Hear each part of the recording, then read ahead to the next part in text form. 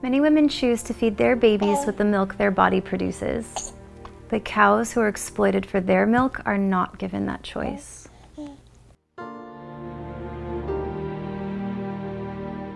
I would be devastated to have my child taken away from me. I can't even begin to imagine what that would feel like. But that's what happens to mother cows on dairy farms. Cows are forcibly impregnated, and then often just within hours after birth, their calves are taken away from them, causing the mothers extreme distress.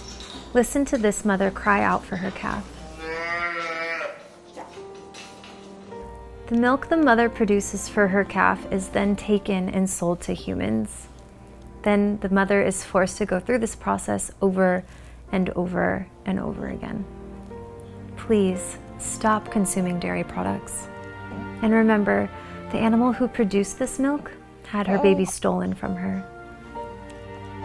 Cows make milk for their babies, just like I make milk for my baby. Go vegan to support all mothers.